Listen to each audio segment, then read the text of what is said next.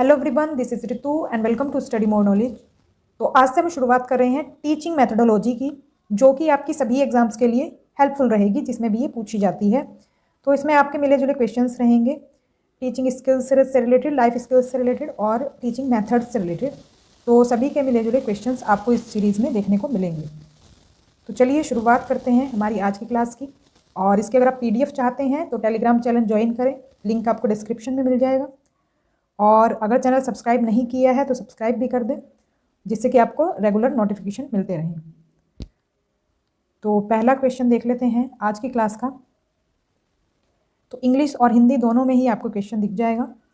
निम्नलिखित में से कौन सा सोच का एक उपकरण है? तो ये आपको 3 ऑप्शन दिए हुए हैं, 3 स्टेटमेंट दी हुई हैं। इसमें से बताना है कौन कौन सी स्टेटमेंट आपकी सही है। तो इसका सही उत्तर देख लेते हैं। वैसे आप भी इसका क्विज की तरह आंसर कर सकते हैं। पॉज करें वीडियो को, आंसर दें और सही उत्तर देखें। इसका सही उत्तर होगा ऑप्शन नंबर 4। 1, 2 और 3 जो हैं, तीनों ही हमारे सोच के उपकरण होते हैं। और इसके बारे में थोड़ी सी डिटेल देख लेते हैं। देखो, सोच उपकरण जो है वो ऐसे उपकरण हैं जिन्हें महत्वपूर्ण संज्ञानात्मक विकास के लिए व्यक्तियों में सोच के विभिन्न पहलुओं को बढ़ाने के लिए तैयार किए गए हैं। तो इसमें क्या है कि जो हमारे सोचने की क्षमता को बढ़ाते हैं और यह व्यक्तियों को अधिक व्यवस्थित और प्रभावी ढंग से नवीन विचारों को उत्पन्न करने और उनका उपयोग करने में मदद करते हैं। तो सोच एक ऐसा उपकरण है, सोच उपकरण जो हमारे मस्तिष्क को व्यवस्थित और प्रभावी ढंग से उपयोग करने में हमारी मदद करता है। सोच उपकरणों के उपयोग के साथ इच्छित विचारों को अधिक व्यवस्थित, स्पष्ट और समझने में आसान व्यवस्थित किया जाएगा। तो इसके अगर हम देखें, सोच के 4 मुख्य उपकरण होते हैं जो कि हमें ऑप्शंस में दिए हुए हैं। तो ये है हमारे मस्तिष्क मानचित्र, एक होता है आपका CORT, इसको भी देखेंगे आगे फुल फॉर्म, और तीसरा होता है अवधारणा, और चौथा होता है आपका प्रश्न पूछना। अगर हम इनको बारी बारी से देखें तो अवधारणा के बारे में देख लेते हैं। अवधारणा जो है सामान्य विचार है जिनका उपयोग हम अपने अनुभव को पहचानने और व्यवस्थित करने के लिए करते हैं। तो जिस तरह से शब्द भाषा की शब्दावली है, उसी तरह से अवधारणाएं जो हैं विचार की शब्दावली है। और अवधारणा की संरचना जो होती है, अगर हम इसको देखें, संकेत जो होता है वो शब्द या प्रतीक को जो अवधारणा को नाम देता है, जो संकेत होता है इसमें। संदर्भ अवधारणा के उदाहरण हैं और गुण जो अवधारणा के सभी उदाहरणों को साझा करते हैं। अब देखो, इसमें देख लेते हैं CORT जो दिया हुआ था आपका एक सोच का उपकरण, इसकी जो फुल फॉर्म है वो है संज्ञानात्मक अनुसंधान ट्रस्ट, यानी कि कॉग्निटिव रिसर्च ट्रस्ट। ये शिक्षण अधिगम प्रक्रिया में उच्च क्रम सोच कौशल के क्रियान्वयन का आकलन करने के लिए एक उपकरण है। और ये महत्वपूर्ण संज्ञानात्मक विकास के लिए छात्रों में सोच के विभिन्न पहलुओं को बढ़ाने के लिए बनाया गया है। और फिर आता है हमारा मस्तिष्क मानचित्र। ये वे आरेख होते हैं जो दृष्टि से जानकारी व्यवस्थित करते हैं। यह टोनी बूजन द्वारा विकसित किया गया था। तो हो सकता है इनका नाम पूछ लिया जाए, मस्तिष्क मानचित्र किसने विकसित किया था। तो ये बाएं और दाएं दोनों मस्तिष्क से काम करवाता है और सोचने के लिए बाध्य करता है। अवधारणाओं के महत्व के क्रम में जानकारी मन के नक्शे पर आयोजित की जाती है। मस्तिष्क मानचित्र के कुछ अनुप्रयोग क्या होते हैं? टिप्पणी लेना, मस्तिष्क उद्वेलन और अध्ययन। तो ये सभी जो हैं इसके अनुप्रयोग हैं मस्तिष्क मानचित्र के। फिर आता है हमारा next question, how many life skills are there? कितने जीवन कौशल हैं? तो जीवन कौशल हैं आपके 10। ऑप्शन नंबर 2 आपका सही उत्तर होगा। तो जीवन कौशल बेसिकली उन क्षमताओं को संदर्भित करते हैं जो किसी व्यक्ति को रोजमर्रा की जिंदगी की मांगों और चुनौतियों से प्रभावी ढंग से निपटने के लिए अपनी पूरी व्यक्तिगत क्षमता तक पहुंचने में सक्षम बनाती है। यानी कि वही है कि जो आपका जो रोज़मर्रा की ज़िंदगी होती है उसमें जिन कौशलों का आप प्रयोग करते हैं चुनौतियों से निपटने के लिए, वही इसमें शामिल है। तो कुल आपके 10 जीवन कौशल हैं जो कि आपके दिए हुए हैं। संपर्क, पारस्परिक कौशल, सहानुभूति, आत्म जागरूकता, समस्या सुलझाना, निर्णय लेना, रचनात्मकता, गहन सोच, तनाव को झेलना, भावनाओं को झेलना, ये सभी है आपके जीवन कौशल। तो इसमें हमें क्वेश्चन में दिया हुआ था ये, तो ये हमारा सही उत्तर हो जाएगा 2 ऑप्शन। नेक्स्ट क्वेश्चन पर चलते हैं। तो अभी इसके बारे में और भी है, आप चाहें तो इनको मोटे तौर पर देख सकते हैं। तो 10 मुख्य कौशल जो हैं इनको हम 3 सामान्य श्रेणियों में बांट सकते हैं, जैसे कि चिंतन कौशल, सामाजिक कौशल और संवेगात्मक कौशल। चिंतन कौशल में आपका आता है सृजनात्मक चिंतन और आपका आलोचनात्मक चिंतन इसमें आ जाता है, और इसमें एक निर्णय लेना आ जाता है चिंतन कौशल में। समस्या समाधान भी चिंतन कौशल का ही पार्ट है। फिर आता है हमारा सामाजिक कौशल। सामाजिक कौशल में आता है स्व जागरूकता, मतलब हमें खुद को जागरूक रखना चाहिए। और प्रभावपूर्ण संचार सामाजिक कौशल में आता है। और पारस्परिक संबंध कौशल, ये भी हमारे सामाजिक कौशल में आता है। बाकी हम देख लेते हैं संवेगात्मक कौशल को। इसमें आता है हमारा संवेगों का सामना करना, संवेगात्मक कौशल में आता है। मतलब किसी भी तरह की मतलब कोई भी परिस्थिति हो, उसमें हमें अपनी भावनाओं को जो है कंट्रोल करना आना चाहिए। और इसमें हमें आंतरिक भावनाओं को पहचानना, ये सब शामिल होता है, दूसरों की और हमारी। तनाव का सामना करना भी इसमें ही होता है, इसमें ही शामिल होता है। नेक्स्ट क्वेश्चन है हमारा, निम्न में से कौन सा नकारात्मक अशाब्दिक पुनर्बलन है? तो ये आपका पेडागोजी में भी आपने देखा होगा, सॉरी साइकोलॉजी में देखा होगा। तो ये क्वेश्चन आपको ज़्यादातर देखने को मिलेगा साइकोलॉजी में भी।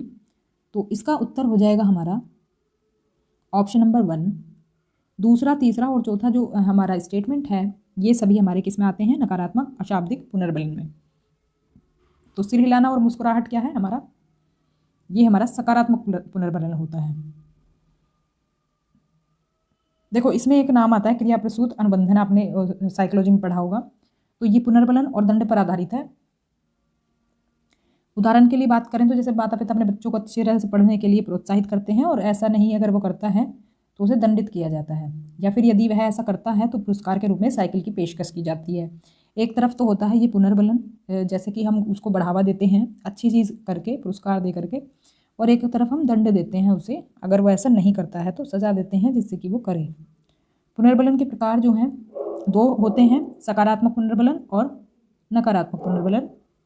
इनको देख लेते हैं बारी बारी से। देखो सकारात्मक जो होता है, तो सकारात्मक में देखो हमारे ये शब्द शामिल होते हैं, जैसे कि प्रशंसा, पुरस्कार, टोकन, कुछ हमको बढ़ावा देने के लिए कुछ कर रहे हैं। तो सकारात्मक पुनर्बलन भी हमारा 2 तरह का होता है, सकारात्मक शाब्दिक पुनर्बलन और एक होता है हमारा सकारात्मक अशाब्दिक पुनर्बलन। इसमें शब्दों के मतलब हम कह करके शब्दों के उपयोग से जो है पुनर्बलन करते हैं, और इसमें हम बिना कहे कुछ उसमें उससे पुनर्बलन करते हैं। इसमें शामिल होता है सिर हिलाना और मुस्कुराना, जो कि हमारा ऑप्शन में था। तो ये सकारात्मक में शामिल है, सकारात्मक अशाब्दिक पुनर्बलन में। तो मित्रवत व्यवहार से हम इसको दर्शा सकते हैं, इस पुनर्बलन को। शिक्षक का मित्रवत रूप हम दिखा सकते हैं इसमें। शिक्षक का ब्लैक बोर्ड पर छात्र की प्रतिक्रिया लिखना, तो ये सभी सकारात्मक में शामिल हैं। नकारात्मक में क्या आता है? ये अप्रिय उद्दीपक है, मतलब कि ये पसंद नहीं होता है जनरली बच्चों को। जैसे हम कह सकते हैं असुविधाजनक वातावरण या फिर अलगाव। जैसे आप किसी को कमरे में बंद कर सकते हैं, जैसे किसी बच्चे को सजा देने के तौर पर हम कमरे में बंद कर दें, तो ये सभी चीज़ें इसमें शामिल हो सकती हैं। तो इसमें मतलब कि नकारात्मक में भी 2 तरह के होते हैं, शाब्दिक और अशाब्दिक। शाब्दिक में वही है, ये शब्दों का हम प्रयोग करेंगे, नहीं, गलत, अच्छा नहीं, खराब, बिल्कुल नहीं। जैसे कि हम जैसे बच्चे कुछ पूछें और वो सही चीज़ नहीं है तो उसके लिए हम मना करेंगे उनको। तो ये सभी हमारा किस में आ जाएगा? शाब्दिक में आ जाएगा। अशाब्दिक में हम बिना बोले करते हैं, जैसे कि उपहास, मजाक उड़ाना किसी का, भौंकना, झुंझलाहट की अभिव्यक्ति, अधीरता, ये सभी शामिल हैं हमारे नकारात्मक में, जो कि हमें ऑप्शन में पूछा गया था। तो ये वो हमारे 3 ऑप्शन सही थे। नेक्स्ट क्वेश्चन, भारत में उपनिवेशवाद के प्रभाव के बारे में निम्नलिखित में से कौन सा सही है? इसमें सही उत्तर होगा हमारा ऑप्शन नंबर 3। विदेशी सामानों को भारत में मुफ्त प्रवेश दिया गया। तो उससे हुआ था क्या कि जो भारत में चीज़ें आई वो उन पर टैक्स नहीं लगा, तो वो चीज़ें भारत में क्या हुई, थोड़ी सस्ती पड़ती थी लोगों को, तो लोग उनको खरीदते थे। तो उपनिवेशवाद क्या है? किसी अन्य राष्ट्र पर प्रभुत्वशाली राष्ट्र द्वारा शासन करने या नियंत्रित करने की प्रथा है, जैसा कि अंग्रेजों ने यहाँ पर किया था। और इस निर्णय के पीछे मुख्य उद्देश्य भारत को ब्रिटिश सामान और कच्चे माल के लिए एक प्रमुख बाजार बनाना था। मतलब जो वो भारत में जो ला रहे थे सामान, विदेशी सामान जो था, मुफ्त प्रवेश देने से मतलब क्या था? भारत को वो एक बाजार बनाना चाहते थे कच्चे माल के लिए। नेक्स्ट क्वेश्चन है, प्रत्येक समाज में शिक्षा द्वारा क्या कार्य किया जाता है? तो इसका सही उत्तर हो जाएगा ऑप्शन नंबर 3। पहला और दूसरा दोनों ही स्टेटमेंट इसमें सही हो जाएंगी। समाज के सदस्यों का समाजीकरण करना और संस्कृति को अगली पीढ़ी तक पहुंचाना, ये बिल्कुल सही है। और मानव संसाधन से संबंधित समाज की ज़रूरतों को पूरा करना। तो देखो शिक्षा से सिर्फ पढ़ाई ही नहीं होती है, काफ़ी सारी चीज़ें होती हैं, अभी इसमें देखेंगे। शिक्षा शब्द लैटिन शब्द एडुकेट से लिया गया है, जिसका अर्थ ढालना या प्रशिक्षित करना है। तो एक बच्चे के पालन पोषण से उसका संबंध ज्ञान, कौशल, नैतिकता, मूल्य उसके व्यक्तित्व को समृद्ध करके और उसके समग्र विकास में मदद करना है। शिक्षा एक आजीवन प्रक्रिया है जो व्यक्ति के व्यवहार और व्यक्तित्व को संशोधित करती है। मतलब कि ऐसा नहीं है कि आपने बस स्कूल या फिर इंस्टीट्यूट में पढ़ लिया तो वो आपकी शिक्षा हो गई, उसके बाद भी ये चलती रहती है, आजीवन चलती रहती है शिक्षा। जो व्यवहार में परिवर्तन होता है या फिर व्यक्तित्व को निखारती है वो भी शिक्षा ही है। तो समाज में शिक्षा के क्या कार्य हैं? समाज में शिक्षा के बहुत से काम हैं, जैसे कि नागरिकों को जीवन भर आवश्यक प्रतिभा और कौशल विकसित करने के अवसर प्रदान करे। शिक्षा का सर्वोच्च कार्य एक एकीकृत व्यक्ति का निर्माण करना है जो समग्र रूप से जीवन की समस्याओं को हल करने में सक्षम रहे और पुराने नियमों में परिवर्तन करने, नए नियम बनाए। समाज की रूढ़िवादी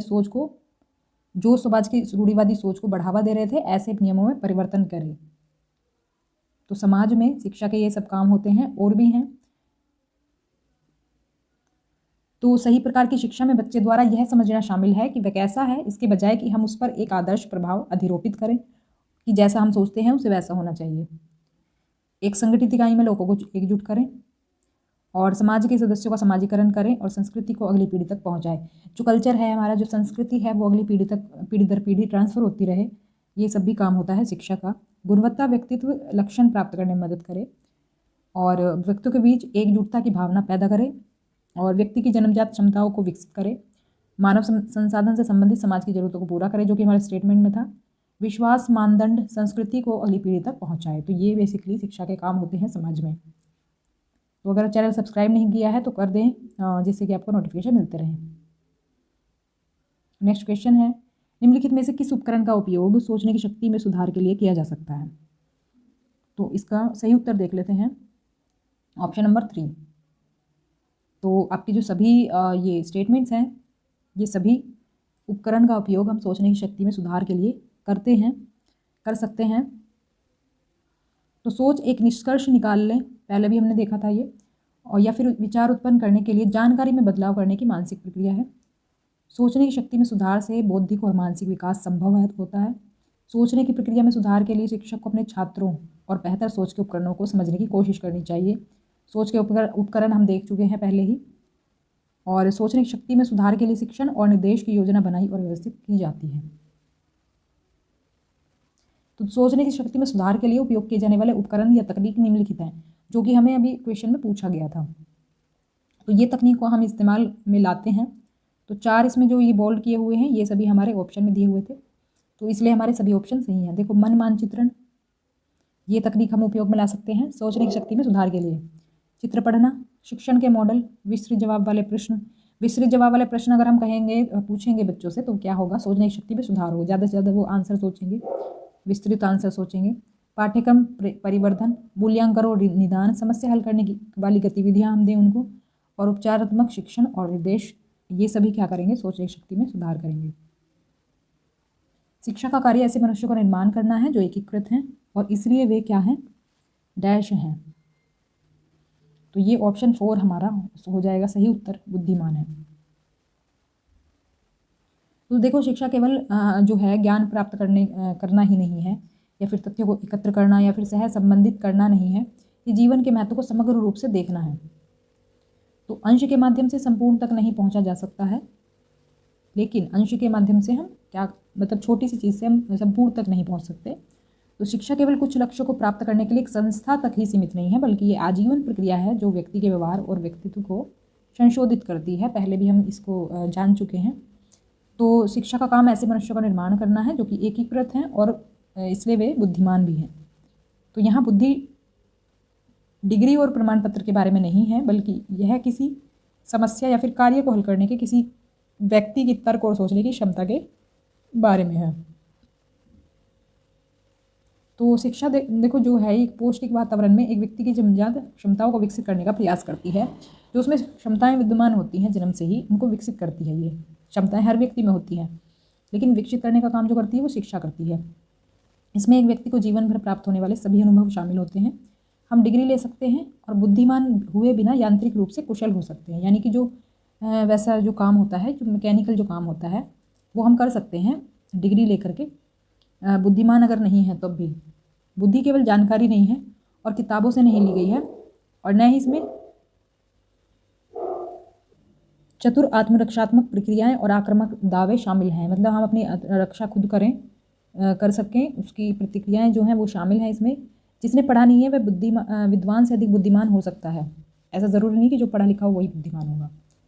तो हमने परीक्षाओं और डिग्री को बुद्धि कसौटी बना दिया है और चालाक दिमाग विकसित किया है जो महत्वपूर्ण मानवीय मुद्दों से बचता है। बुद्धि आवश्यक को समझने की क्षमता है और इस क्षमता को हम अपने आप में और दूसरों में जगाना ही शिक्षा है। नेक्स्ट क्वेश्चन है, शैक्षिक सुधारों की सफलता में योगदान देने वाले मुख्य पक्ष सबसे पहले सभी स्थानीय समुदायों के हैं। निम्नलिखित में से कौन स्थानीय समुदायों का हिस्सा नहीं है? तो समुदायों जो स्थानीय समुदाय हैं उनका हिस्सा जो नहीं है वो है सरकार यानी गवर्नमेंट। बाकी जो है माता पिता, स्कूल प्रमुख और शिक्षक, ये सभी स्थानीय समुदाय का हिस्सा हैं। तो जैसा कि हम जानते हैं कि समुदाय सामाजिक मूल्यों, संस्कृतियों, परंपराओं, धर्मों, आस्था और भाषा को जारी रखने और आगे बढ़ाने में मदद करता है। और मतलब समुदाय के थ्रू ही ये सभी चीज़ें जो है इनको बढ़ावा मिलता है। और इतना ही नहीं, ये शिक्षा को बढ़ावा देने में भी मदद करता है, क्योंकि ये समग्र संदर्भ है जिसमें बच्चे रहते हैं और सीखते हैं, जो हमने उन्हें सिखाया है उसे लागू करते हैं। तो समुदाय में हमारे छात्रों के माता पिता, अभिभावक, परिवार के अन्य सदस्य, पड़ोसी और स्कूल के पास रहने वाले अन्य लोग शामिल हैं। तो हो सकता है ऑप्शन में और लोगों के बारे में पूछ लिया जाए, तो ये सभी समुदाय में शामिल हैं। तो डेलोर आयोग के अनुसार 1996 में ये आयोग गठित हुआ था। तो इसमें इसके अनुसार क्या है कि शैक्षिक सुधारों की सफलता में योगदान देने वाले मुख्य दल सबसे पहले माता पिता, स्कूल प्रमुख और शिक्षकों सहित स्थानीय समुदाय हैं। और स्थानीय समुदाय किसे कहते हैं ये भी यहाँ पे शॉर्ट में दे दिया है।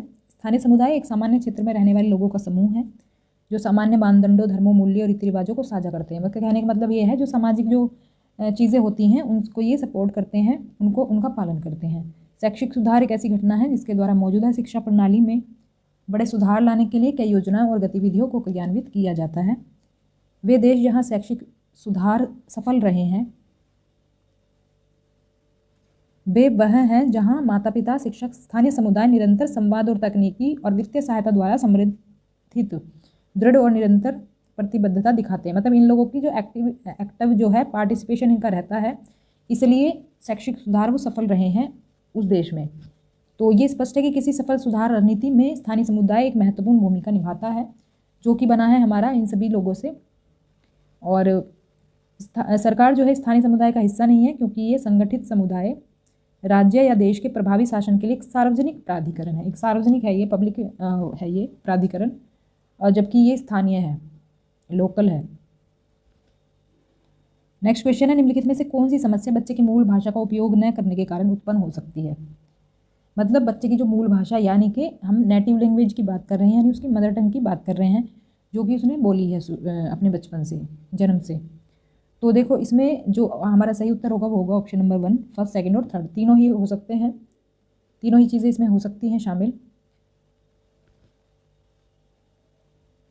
तो शिक्षार्थियों को उनकी मूल भाषा में पढ़ाने से बेहतर शैक्षणिक प्रदर्शन होता है और प्राकृतिक वातावरण में सीखना आसान हो जाता है। अगर वो अपनी भाषा में पढ़ेंगे तो उनके लिए सीखना ईजी हो जाएगा, और ये बच्चे में आत्मविश्वास और आत्मसम्मान विकसित करेगी, उन्हें अपनेपन का एहसास कराती है। तो प्राथमिक शिक्षा प्राथमिक रूप से भाषा शिक्षा है, और भाषा न केवल संस्कृति का एक घटक है बल्कि संस्कृति का वाहक भी है, यानी कि संस्कृति को भी बढ़ावा इससे मिलेगा आगे चल करके।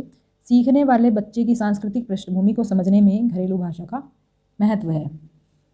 तो स्कूली भाषा के रूप में मातृभाषा के प्रयोग पर जोर देना चाहिए। तो वही है कि मातृभाषा को मूल भाषा भी हम कह सकते हैं। तो बच्चे की मूल भाषा का उपयोग न करने से कई समस्याएं हो सकती हैं, जो इस प्रकार हैं, जो कि हमें क्वेश्चन में पूछा गया था। तो क्या क्या समस्याएं हो सकती हैं? अलगाव की भावना, यानी कि वो एक तरह से अलग थलग हो सकता है बाकी सभी से। गैर भागीदारी, वो पार्टिसिपेशन नहीं करेगा चीज़ों में। बड़े पैमाने पर ड्रॉप आउट, यानी कि वो स्कूल छोड़ सकता है। आत्मविश्वास की कमी हो सकती है। शिक्षक पर निर्भरता हो सकती है, यानी वो खुद करना पसंद नहीं करेगा, हर चीज़ के लिए शिक्षक पर निर्भर हो जाएगा। सीमित सीखने का माहौल, यानी कि लिमिटेड सीखने का माहौल हो जाएगा, वो विस्तार नहीं मिलेगा उसकी सोच को, सीखने को। निम्नलिखित में से कौन सा विकास का सिद्धांत है? तो इसका उत्तर हो जाएगा ऑप्शन नंबर 1। दूसरा, तीसरा और चौथा जो है ये हमारे क्या हैं? विकास के सिद्धांत हैं, पहला नहीं है। तो ये हो जाएगा हमारा पहला ऑप्शन तो इनके बारे में शॉर्ट में देख लेते हैं। वृद्धि और विकास। वृद्धि जो है, जो वजन, ऊंचाई में वृद्धि और शरीर के अनुपात में परिवर्तन को दर्शाता है। जैसे कि आपकी मान लो लंबाई में वृद्धि हो रही है, हाइट अगर बढ़ रही है तो वो कहलाएगी हमारी क्या, वृद्धि कहलाएगी। तो विकास भौतिक पक्ष में ही होता है, यानी कि जो आपका जो फिजिकल बॉडी है, जो आपका ऊपरी जो भाग दिख रहा है शरीर का, उसमें बढ़ोतरी होगी, उसमें इसमें विकास होगा। तो ये मात्रात्मक परिवर्तनों को संदर्भित करता है। उदाहरण के लिए ये मापना संभव है कि एक विशिष्ट अवधि में एक बच्चा कितना लंबा हो गया, यानी कि हाइट इसमें मेन आती है, हाइट आती है और वेट वगैरह जो होता है इसमें आता है।